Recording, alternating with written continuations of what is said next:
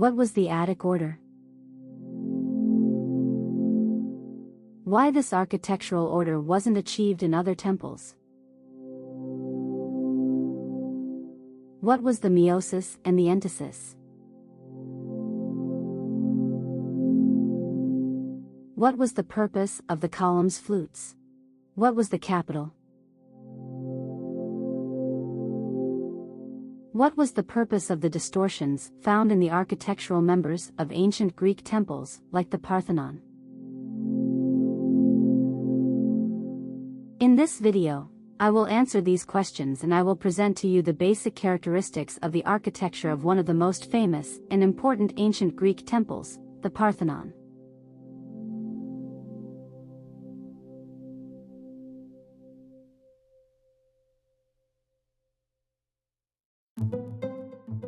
The Parthenon is a Doric peripteral temple that combines elements of the delicate Ionic order.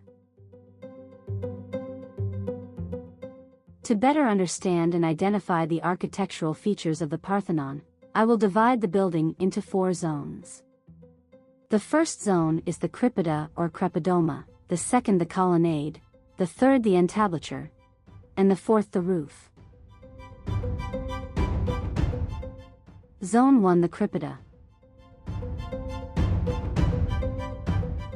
The platform on which the building rested was called Crepida or Crepidoma and appeared to us as steps.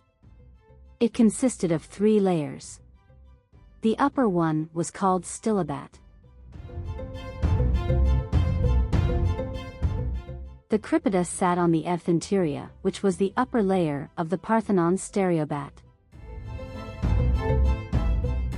The ephenteria along with the foundation of the building was called stereobat.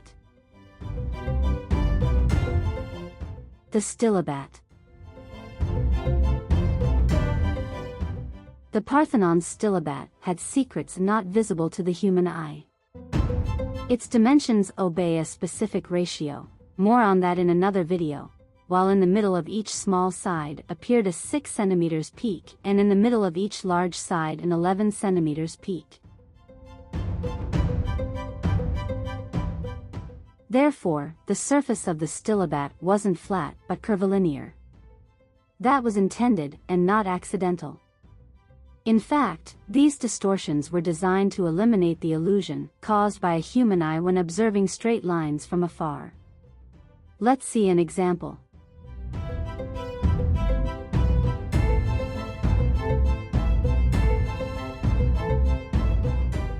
Look at the illusion 1. How do the 2 purple lines act? Are they straight or do they bend? Because we are drawn to the edges of the rhombus, the lines appear to curve slightly.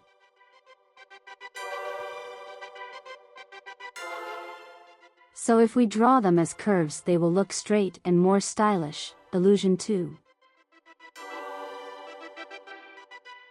Example 2 applies not only to the stylobat of the Parthenon, but to the Crepida and other architectural members of the temple. Zone 2, the Colonnade. The columns of the temple were in Doric order. Every column presented unique features and innovations that lead to the stunning visual effect of the building and gave it its own life and a hidden harmony. The Doric column consisted of separate parts, called drums, which were not visible after completion as they were covered with a light plaster. Each column of the temple was made from Pentelic marble and was 10.43 meters high with an average diameter of 1.93 meters. The columns are comprised of 11 drums. Each drum weighed about 1.5 tons. So, the total weight of a column is estimated to have been 16.5 tons. As in all ancient Greek temples, the Parthenon's columns rested directly on the stylobat, while the upper part ended with the capital. The capital of the Doric order consisted of the echinos, the abacus, and the coloron. It was heavier and plainer compared with the capitals of the other orders of ancient Greek architecture. The main body of the column was striated with sharp edges, flutes.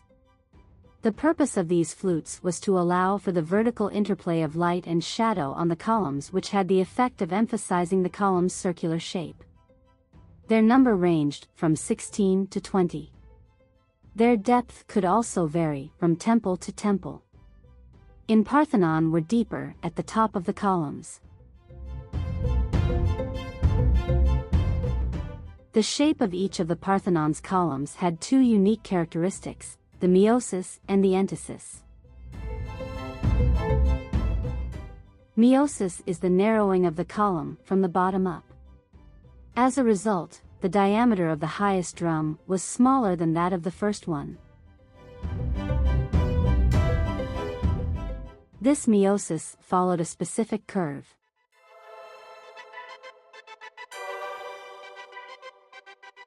At 2/5 of the height of the column, about 3.47 meters, there was a swelling called entasis. The entasis was intended to give the observer the impression that the column was increasing its power to hold the structure's weight.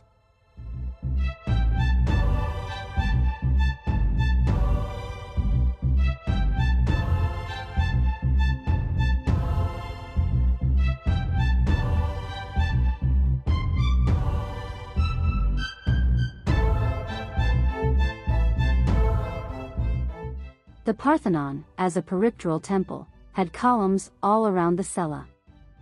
Usually, Doric temples had 6 columns for the narrow sides and 14 for the long ones. However, the Parthenon has 8 columns on the narrow sides and 17 columns on the long. The total number of columns surrounding the walls is 46.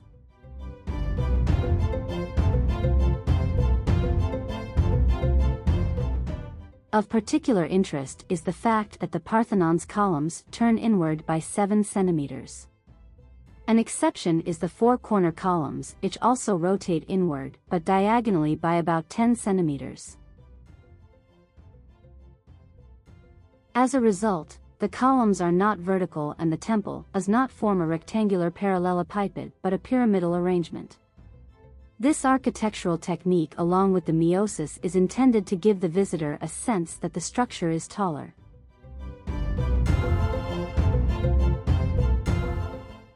Zone 3: the Entablature.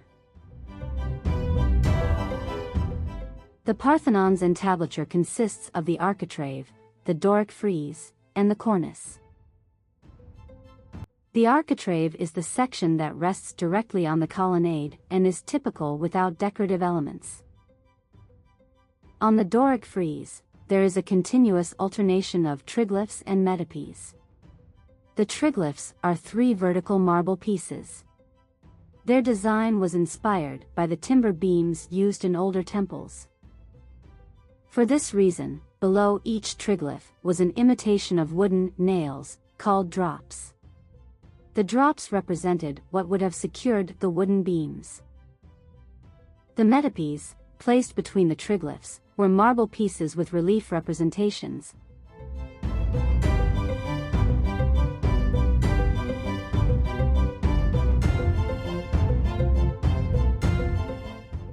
The triglyphs were painted blue, while the metopes were red.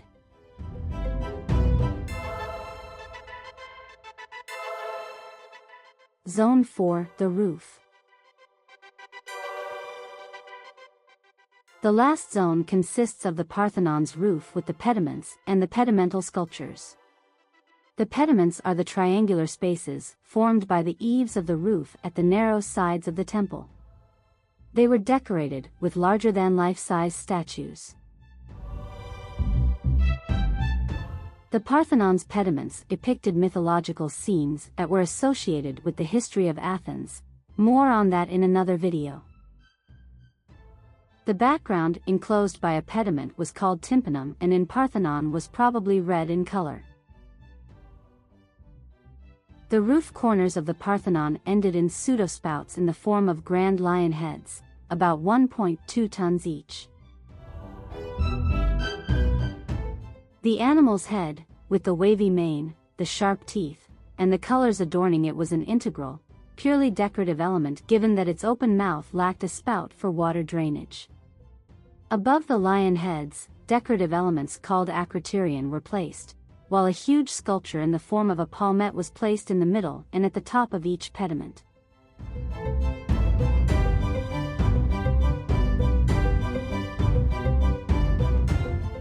The Parthenon's roof was tiled.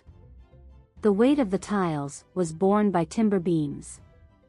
These were the only elements of the temple that were not made from Pentelic marble. The Parthenon tiles followed the technique of the era, which used a pan tile and a cover tile, both of Pentelic marble. On the long sides of the roof, the edges of the tiles were finished with an antefix, a vertical piece of marble that conceals their edges. On the Parthenon, the antefixes were in the form of palmettes. Parthenon had 126 antefixes decorated with adderced spirals and 13-leaved palmettes. Finally, the fatnomata were decorative panels of the ceilings, and in the Parthenon were also marble, probably blue in color with a sun or a flower in the center. In this 360 degrees view, you are on the southeast corner of the Parthenon. Notice the ceilings, which are decorated with fatnomata. The Ionic frieze. The architectural feature that runs around the upper part of the outer wall of the cella was the Ionic frieze. It consisted of 115 blocks 1.2 meters high made all of Pentelic marble. The total length of the frieze was 160 meters. It was richly decorated with marble reliefs.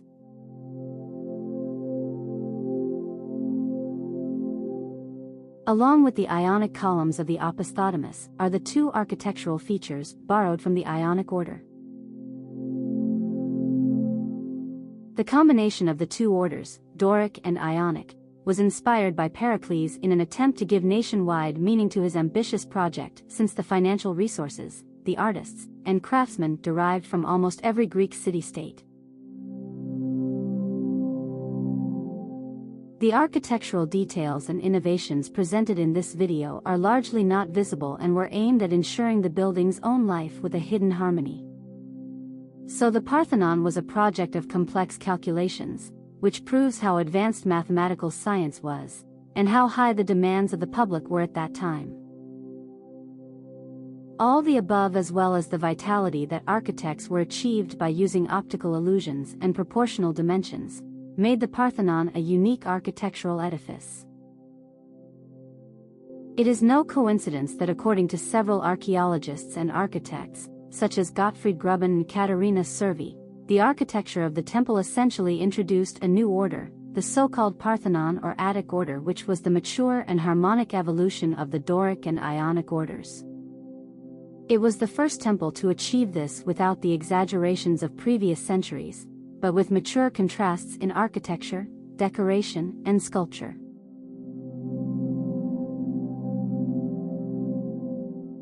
There were many possible reasons why this new order was not achieved in other temples, but some of them would certainly be the high cost of the erection and the beginning of the Peloponnesian War, which started almost with the grand opening of the Parthenon.